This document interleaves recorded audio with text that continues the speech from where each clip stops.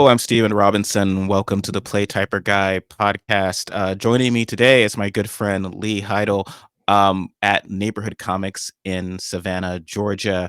Thank you for joining me today. Hey, Steven, absolutely. It's my pleasure as always. And as a fan of comics and as someone who's working in the industry, could you just tell us? This is a huge month, right? We've got Superman, we've got Fantastic Four. So, just what are your thoughts and what are you seeing at your store?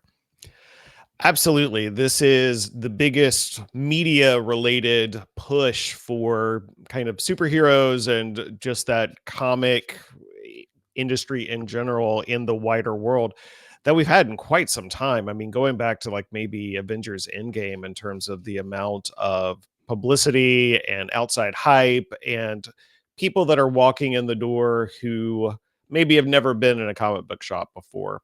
So, whenever the outside world is talking about the stuff that we talk about inside our walls, it's a good thing, whether or not it's positive reviews, even if it's just kind of negative zeitgeisty kind of stuff. It still is people talking about the industry and having thoughts and opinions about comic books. And unfortunately, I feel like we don't get enough of that in the general wide world. And of course, comics are far more diverse than just superheroes. But for most people, that is the entry point to comics just because of how pervasive it all is. Uh, yes, and with respect, obviously, that there's more in the industry than just superheroes. With these two films, it seems such an embrace of superhero comics, and for the I've been watching these films, and you have as well for years, and it's often seems sort of like the vibe is sort of we have to sort of settle for certain things. Okay, if it's an X-Men film, we're not going to get costumes, and they're going to make fun of costumes, or that we have to have a whole film explaining why he's dressed up as a bat, or we've got to explain all of these things. And I was always in a sense of like, well, Star Wars didn't.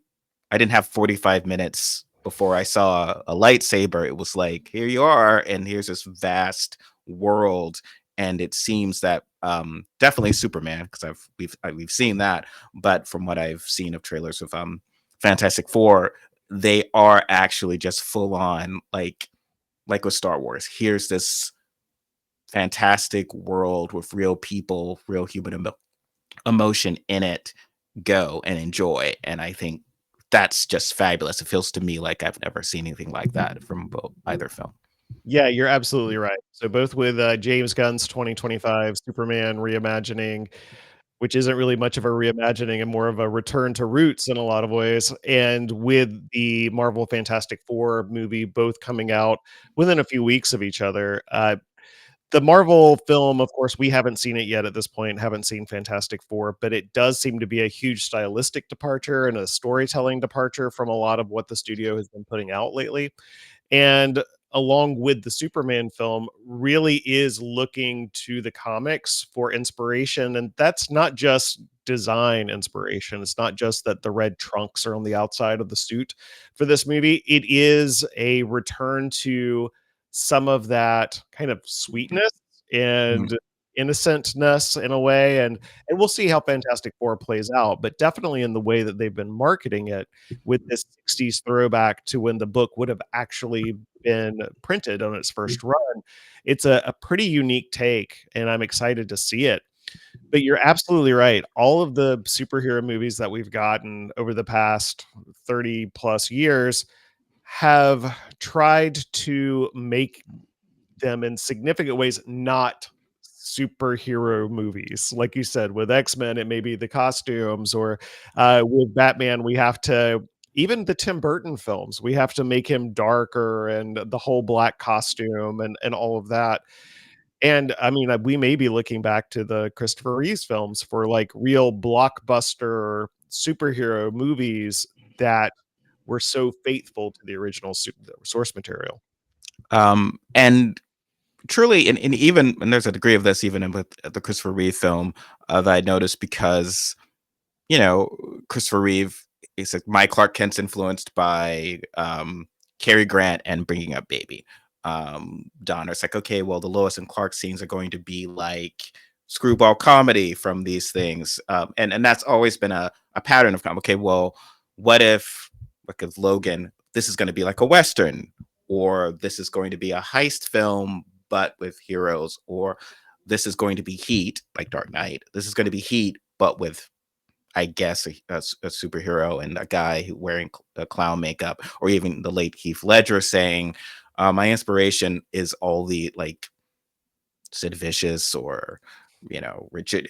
And something I'd noticed during the interviews that I found so refreshing, and just also again decades have passed, but Nicholas Holt is like, it's not, oh, my Lex Luthor is based on this Kevin Spacey from Seven, or he's based on this Shakespearean character because I'm going to try to make it sound like it's important. It's like, no, no, no. I grew up watching Smallville, and I really liked Michael Rosenbaum's character, and I'm going to do sort of how he was suave in this, and it's like really from the comic. Or even when David Cornsweet, who plays saying, I'm going to try to do a bit of Reeve, I'm going to do this, and I've read this comic.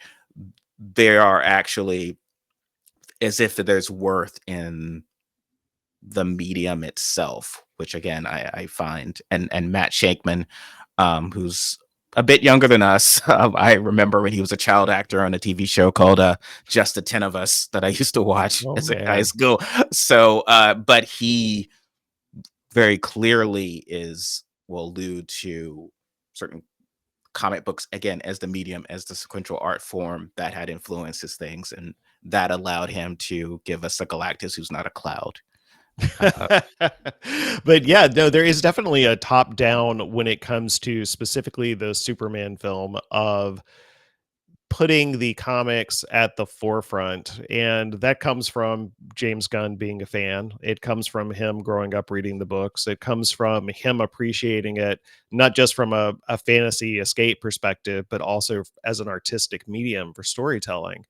And at the very, very beginning, he's such a master of social media, where the little leaks he would do, like leaving an All-Star Superman book on the desk behind him during an interview, or even as the film started to really come together, having photo ops on set with the cast at read-throughs, and they all also have source material comics that were there that were provided to them to give them that extra bit of whether it's going to be inspiration, or just where the history of the character comes from and what the tone that he's looking to set with the film.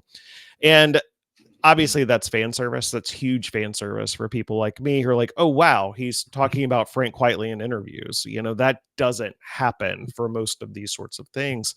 But he followed it up all the way through, to the point where at the premiere, you had Brad Meltzer, you had all these key, Marv Wolfman, you had all these key people in the history of these characters and their development at the red carpet, at the party afterward, at the screening. And that happens to some degree with a lot of these films, but the extent to which James Gunn and the cast made it a point to do photo ops with those people, made it a point to talk about, Michaela talking about Cat Grant and talking about Marv Wolfman's influence on that. That's a deep cut for a lot of DC fans. I mean, Cat mm, Grant doesn't have a lot of killer storylines in the books. And if you watch the Supergirl TV show, you know a little bit more about Cat Grant, I guess. But it is a really, really interesting turn to see that homage, that kind of paying respect to those people, to the extent of which it has been done in the promotion for. Often when they would adapt, it would seem as if, I guess with Batman, there was like the 5 books they would adapt, and there would always, and it was like, it's tough if you're a kid because it's kind of like, here's the influences, here's the one where he kills the Joker, and here's the one where Batgirl's crippled, and here's the, like, it's really dark of the ones that they would choose to adapt. But Dawn of Superman is sort of the again the approach of this piece of Americana. I am translating and sort of an epic feel, and it's wonderful, and it's this great music, but it's not necessarily it's not relate. It's supposed to be sort of this sort of platonic super ideal of a Superman, but not necessarily anything you go in and hey, here's like a story you could read or something. Whereas, um, as you're saying, with Gunn, he was like, no, no, no. Here's All Star Superman. Here's this story. Here's this that you can kind of check out.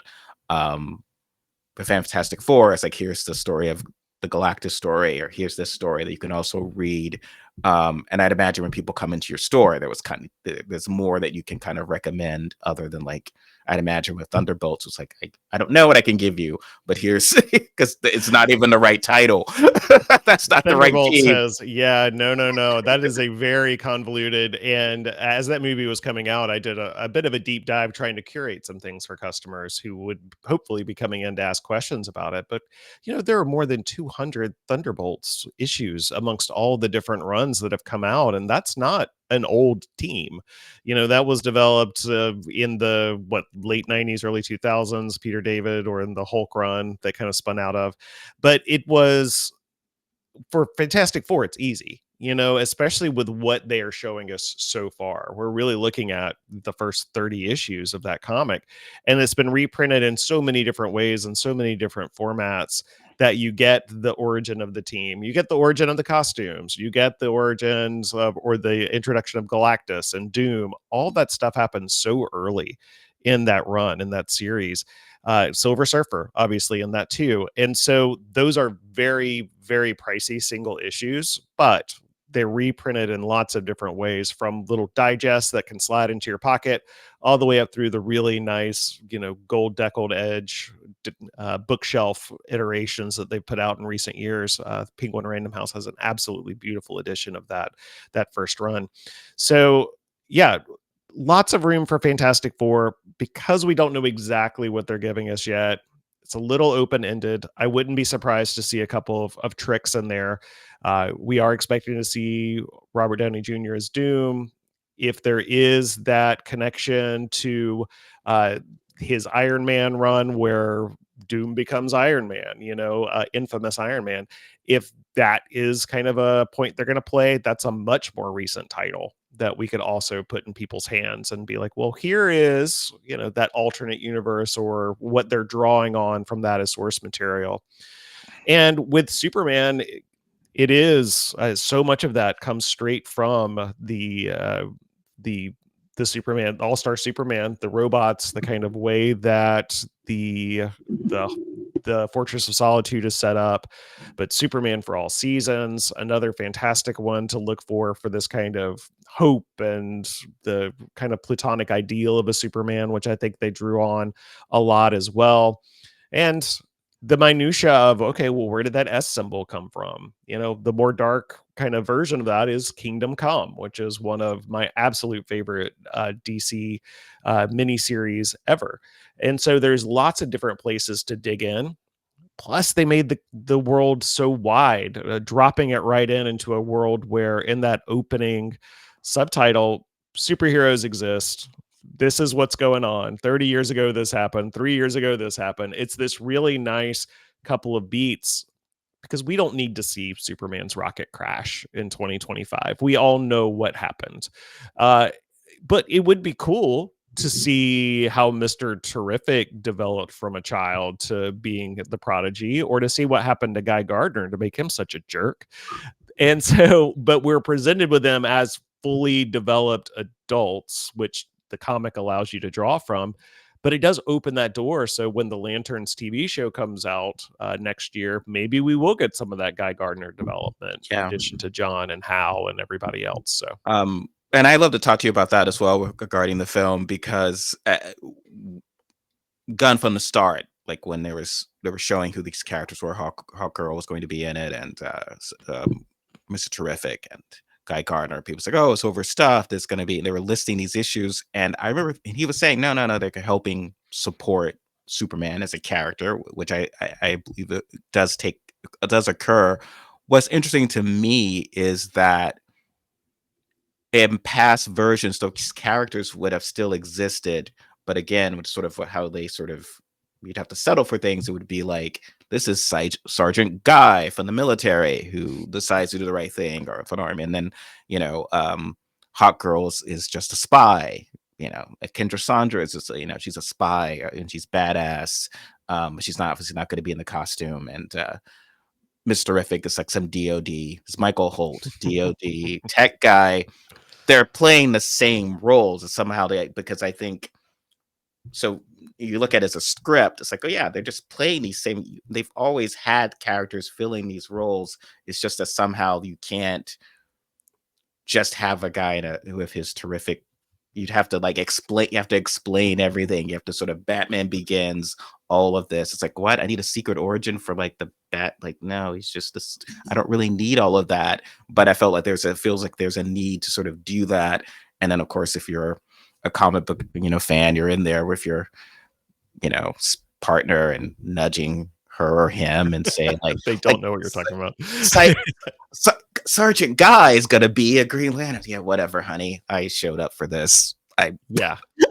Don't burden me with all of that. So it's just great to see them play those roles, but in a way improve that it can be done. And in the advanced press, we're getting all of these drips of information. And I think as soon as we got down to Metamorphose in the movie, I think I just said, okay, I'm tuning out everything, because what kind of a world, what kind of a movie, a reboot of a universe, a Superman title film is going to have this many other characters in it? They're drawing into the Authority with the Engineer and with Ultraman. I'm like, what is happening? How can this be in any way cohesive? Because you can't explain all of these people. You can't explain their place in the world. And to their credit, they don't. I mean, there is the 5-second Metamorpho. He makes stuff out of his body. It's fine. Yeah, it's that world. You don't explain Greedo. Like, what is a Greedo? It's like, oh no, he's just a guy. This is we're in a spaceport. Like, we don't need audiences. Again, use my Star Wars example. People can kind of, once we establish what this world is. I love that Lex is there saying there's this Ultraman, and it's not Project Ultraman with little dot periods, and there's not someone who has to come up with the code names. It's the one nerd character who's kind of well, what is that very powerful ultra? It's an Ultraman. Oh, the nerd comes up with this crazy names. He's just no, we're going to use these terms. Mr. Terrific is Mr. Terrific. He's goddamn Mr. Terrific, right? Embracing it, and it's cool is I find really impressive. I do want to one thing from the Fantastic Four, and I'd like to go back to more of your thoughts about Superman, because there's only so much we can say about Fantastic Four having not seen it. But during the 80s, there was John Byrne had, I guess, a big Everyone versus Galactus storyline, which created the Herald, or replaced. There were many Heralds after Silver Surfer, but Frankie Ray, I don't know if that's for a while that was in a trade edition. I don't know if you're still selling that, or if they still have that available. The reason I asked that is that some of the press is showing kind of Johnny flirting with the female version of the Silver Surfer, and I don't know if they're kind of. It just reminded me of Frankie Ray, who's very different, obviously, but that kind of relationship that they had between them. That was whether that was something perhaps Shankman had drawn from as well.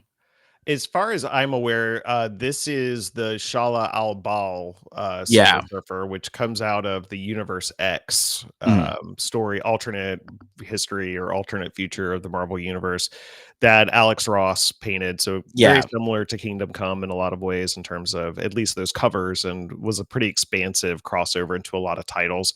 I think Mark Waid worked on that one too, who also worked on Kingdom Come, and lots of ancillary players. And the Heralds are definitely one of the spots that are super strong for me. Kind of the cosmic side of Marvel is something that as a kid I never got super into, and even now I have huge just blank spots. I can't tell you anything about any of the Novas, not one of them.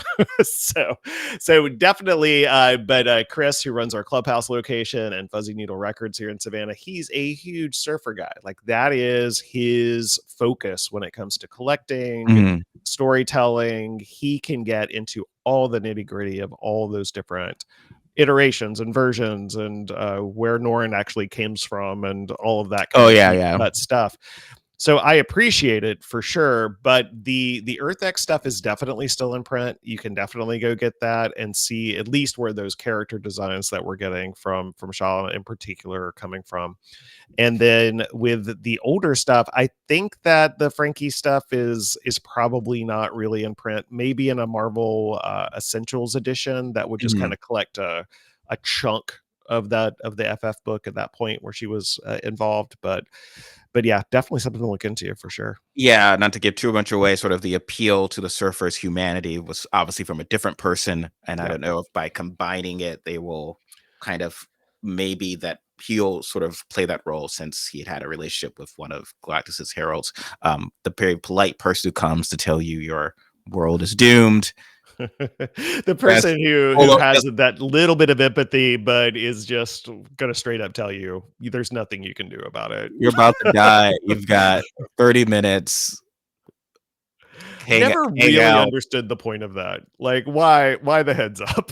Well, I don't believe so, again, to be a nerd here, that in the comics, the surfer isn't necessarily doesn't give a heads up. He's sort of a herald of what's coming because he shows up and starts doing stuff that's like to alert Yeah, Galactus that this is right. a good feeding zone. It's kind of like how if you're a literal surfer, you know to avoid seals. They're cute. Oh, But if yeah. you're surfing with them, it's like, oh wait, this is not good Yeah. because sharks are gonna be Sharks. coming Yeah. soon. So the surfer showing up is usually, oh yeah, that's my ass. But here Yeah. it's like very polite. It's like he's good. Look, just party, Yeah. enjoy Just get your it over with, time. guys. It's you've got 2 months and everyone's timeline goes to zero. I think yeah, but I'm interested to see how they present. I mean, Galactus. This is one of those things. If you're a comic book fan, the big white whale of like you were told from a early age, although they can never do Brainiac because Brainiac sounds silly.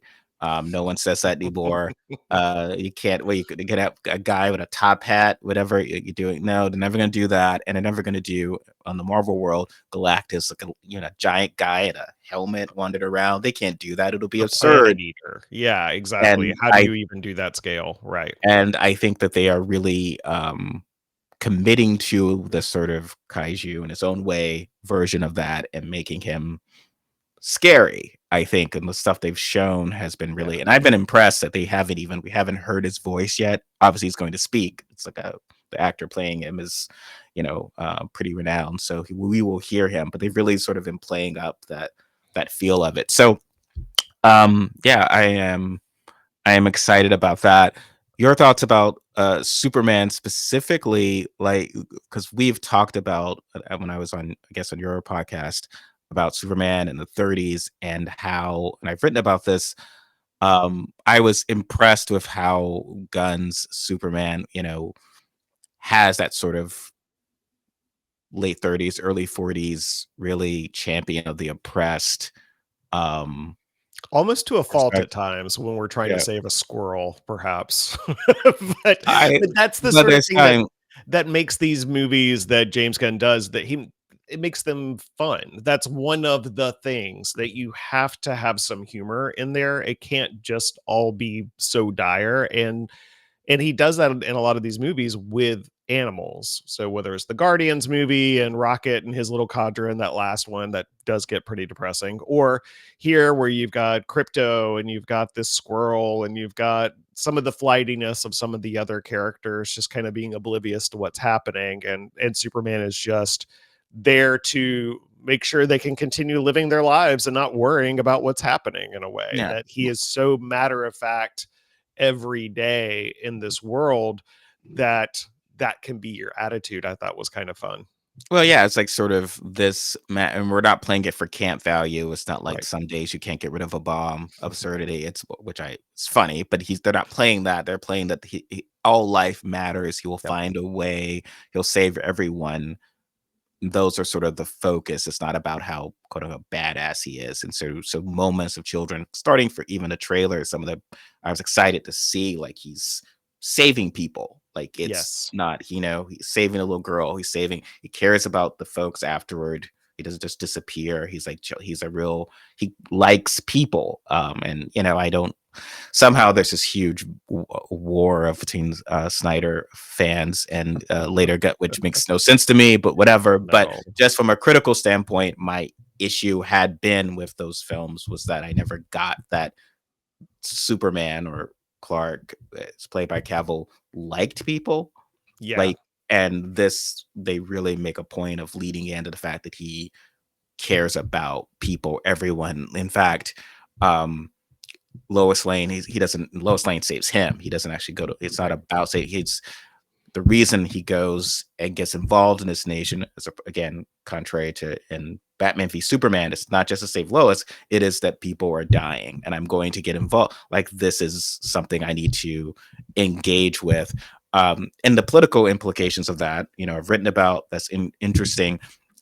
It's also to see Lex Luthor being the one who is in the meetings with the government and the officials or whatever, and it's not Superman. Again, is very golden age, and also a commentary on uh the what we're seeing now with like who is in these rooms and who's sort of the power of the billionaires who sort of are only in this for themselves. So it's a very it has a lot of depth that I think people were sort of like, if you can't have depth in the story, you can have real human emotion and still also be fun and silly at times.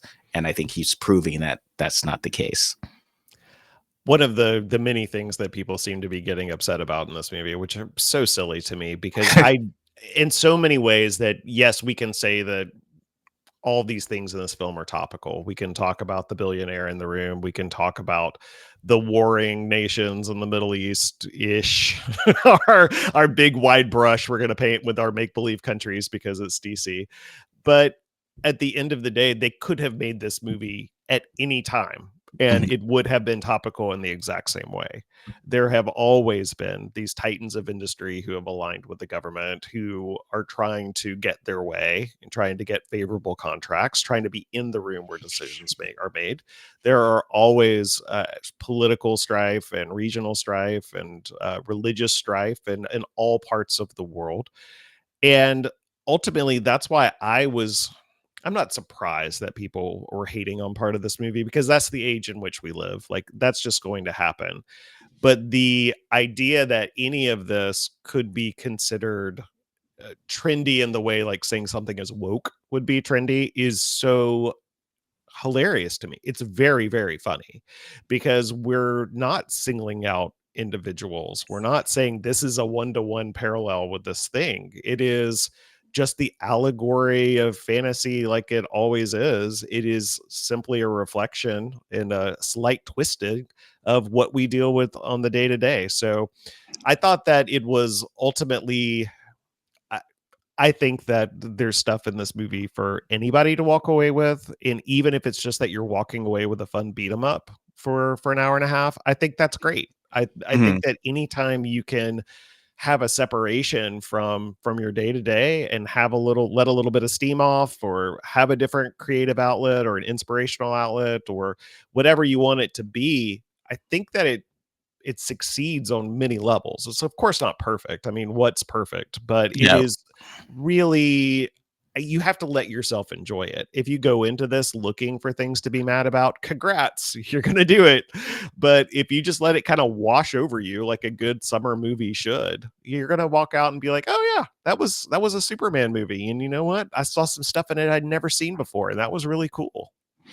Yeah, I mean, it is to embrace that sort of fun and to be able to do it again, as I said, for it to not veer into camp. It's been sort of the shadow of these movies since I would say the mid 90s.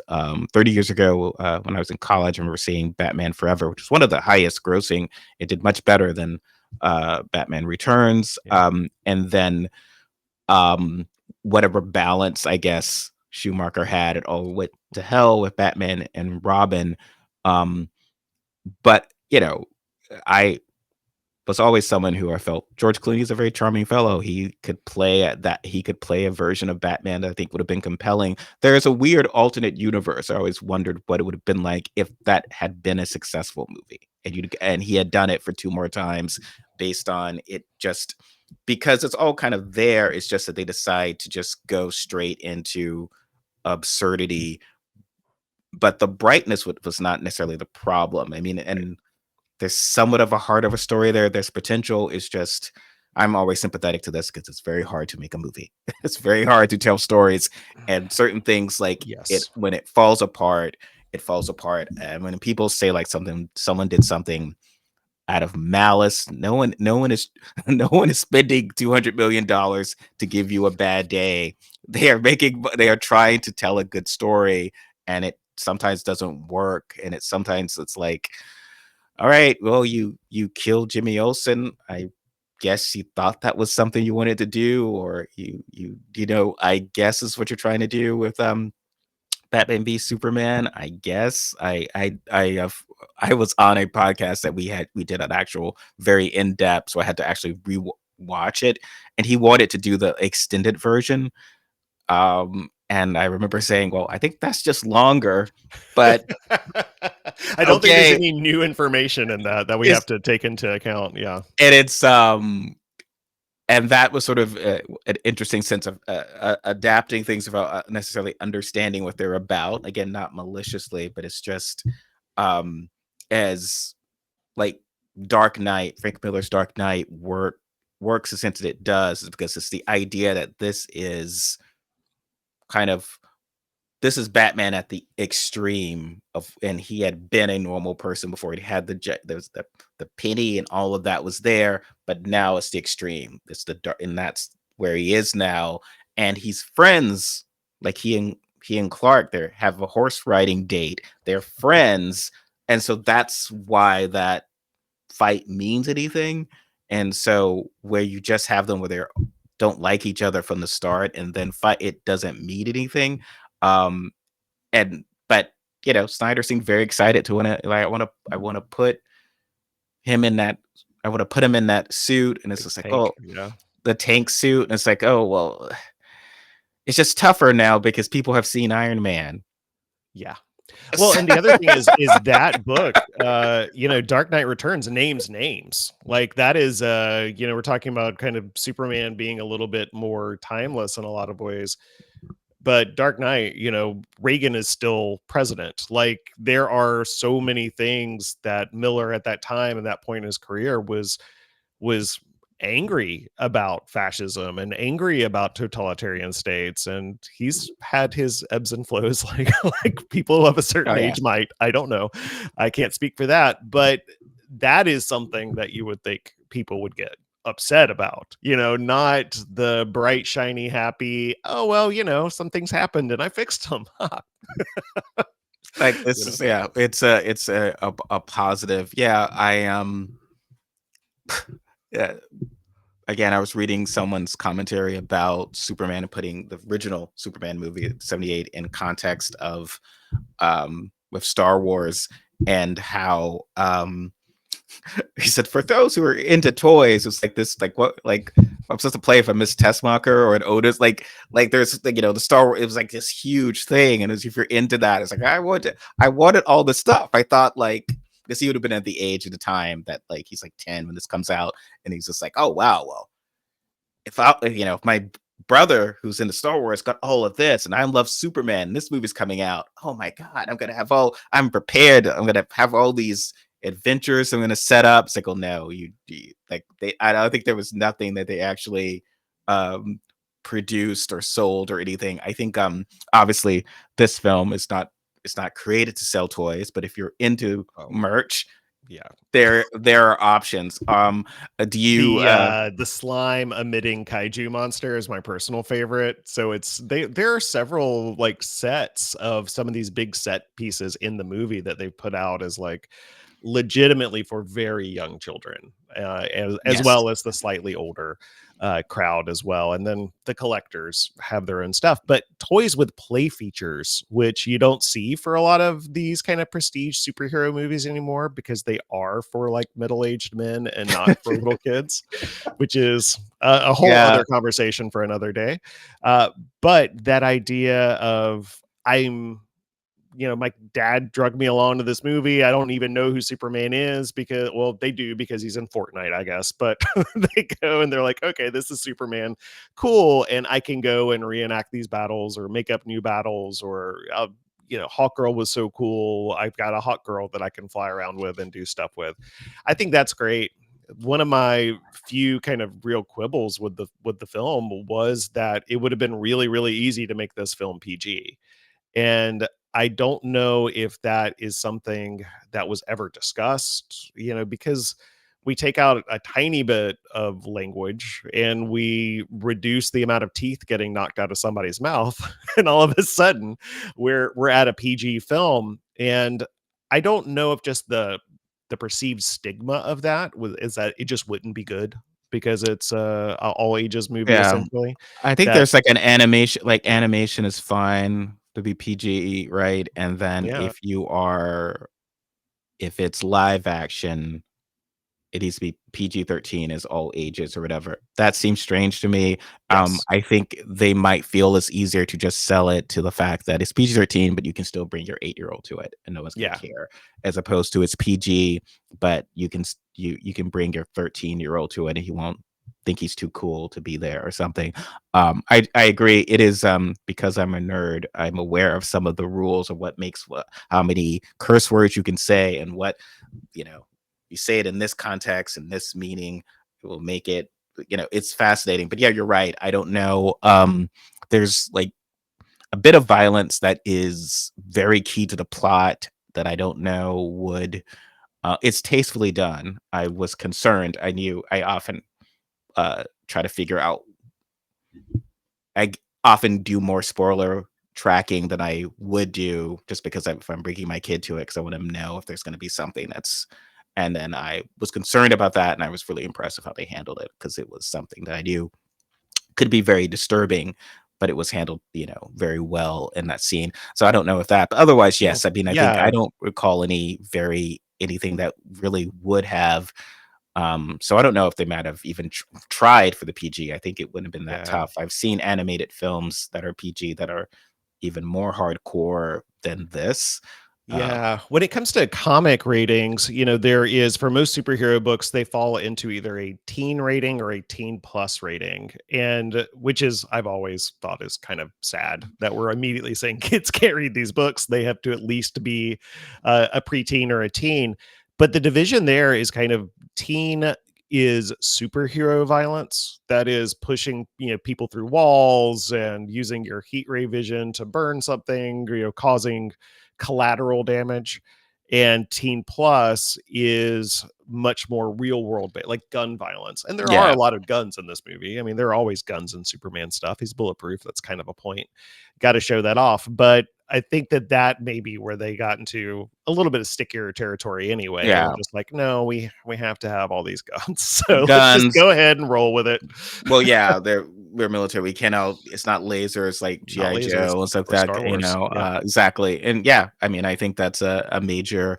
Um, yes, I mean, when I was a kid, I remember DC seemed to have more relaxed standards on language than Marvel. So there was a moment, which I think this film kind of recreates, where Burns' Superman charges into Lex Luthor's office, and Lex Luthor just, has him, because he can't prove anything.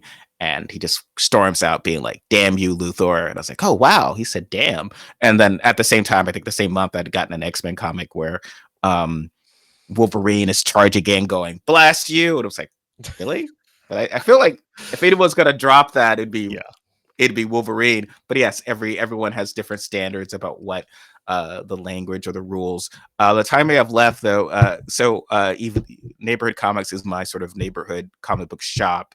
Even though we're across the country, you have a great app and paid of like that folks can go and join and subscribe and do things. If folks are into Superman and Fantastic Four, and you mentioned the kaiju stuff, what can they get on your site, like from the toys to the um, comics themselves? What's available?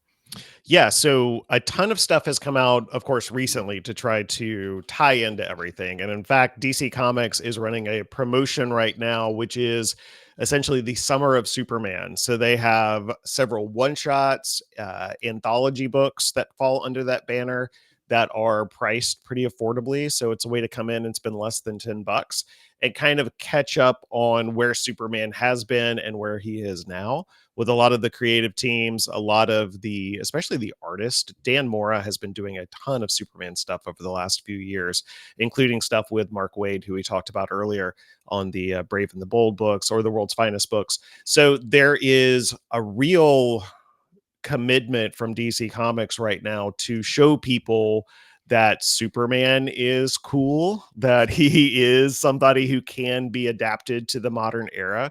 And the stuff that's happened the last few years with Lois getting superpowers and their son John kind of stepping into the role of his own Superman and being a gay kind of like icon in that world of DC. And so they're doing really interesting topical stuff with the characters. So anything under the Summer of Superman banner is going to be a really easy, inexpensive pickup.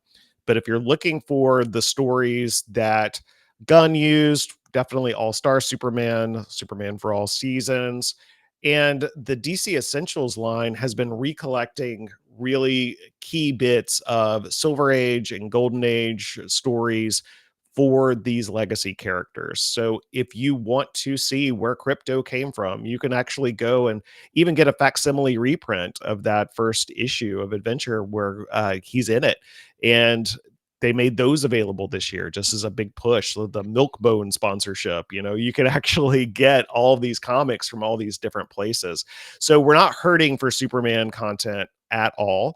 One of my favorite things they just put out last week was a treasury size. So if you're a person of a certain age, you may remember occasionally finding these giant oversized comics. They're like 11 by 17 or 13 by 9, something like that. And they did one reprinting issue 1 of All-Star Superman with just Frank Quitely's pencils and inks. So it's a really beautiful way to go back and revisit that story if you've already seen it and want to get a fresh take on it. For FF, same sort of thing. So they are making it really easy to step into those universes and get to know those characters. I think with Fantastic Four, Marvel is keenly aware that people do not, outside of comics, maybe don't have the best grip on who the Fantastic Four are, despite having all of these movies that have come out over the past couple of decades now. None of them have been incredibly successful, and I think in large part because of how they've tried to adapt and modernize and put their own little spin on everything. And apart from the Roger Corman film, which I highly recommend you go and check out just for the camp value of it, I feel like the other films aren't necessarily living up to the legacy of those characters and the role that they play in the Marvel universe. So there actually is a Fantastic Four First Steps comic, which exists as a prelude to the movie. So if you are interested in learning more about the world they're building for that film, specifically, that's a great one to check out. They did just relaunch Fantastic Four with a new #1 as a jumping on point. And that is written by Ryan North, who's been writing Fantastic Four for a while now. And so this is just really more or less a chance for people to easily become reacquainted with who the Fantastic Four are in the modern Marvel timeline. And if you've got a bunch of money to spend around, we've got like Fantastic Four #2 in the store right now, before they even had their costumes yet. We've got the first issue of The Coming of Galactus for Silver Surfer appearance, a bunch of really great key Silver Age Fantastic Four original copies of books in our store right now too. Wonderful. So, yes, if you are in the Savannah area, please check out Lee's store, Neighborhood Comics. If you are not and don't have access to a store that's as cool, go to the website Neighborhood Comics, check out stuff. I'm pretty much there regularly getting what I can. I would add as a recommendation Superman Birthright. Oh yeah. It is I think a major Gunn does a twist on a major plot line in that book as well in this one.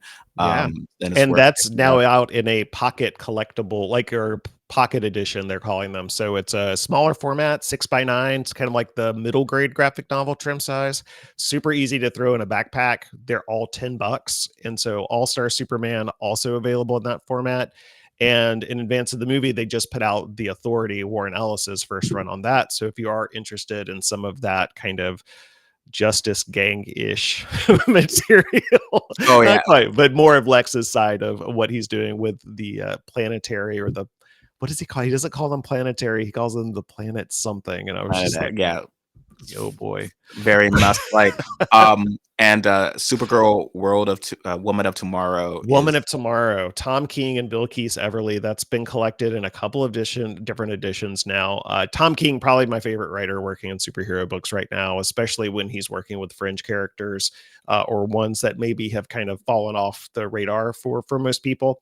The Supergirl Woman of Tomorrow book really did reinvent that character for a whole new generation of fans. And so the Millie Alcock version that we're expecting to get in the next film is inspired in lots of ways by that character. They're pulling from lots of resources, just like they have done for Superman. But that is a wonderful, wonderful way to get into that world as well. Uh, and I'll just hit on a couple of other things. So a Metamorpho series just ended at DC. It's a romance book. You can actually get that in trade paperback right now. There are so many different stories with the Hawks in them. I'm a little hesitant to recommend a specific Hawk Girl title or book. I kind of recommend, if you do have a comic shop around you, popping in, pulling some different runs, seeing how they presented the character differently, and find the one that you most are attuned to. Mr. Terrific's same as Metamorpho, he's got a series that's going on right now. Edwin Gauman, huge friend of the store, is doing a lot of those interiors and covers for that book, and it's absolutely gorgeous. Mr. Terrific also played a huge part in Future State that came out probably like a decade or so ago. That is also a great mini series if you're looking to see some development of the Mr. Terrific character. And he's in Tom King's Strange Adventures as a pretty important role there as well. When Batman's not willing to do the job, they call Mr. Terrific. So it's a pretty great book to intro to that character as well.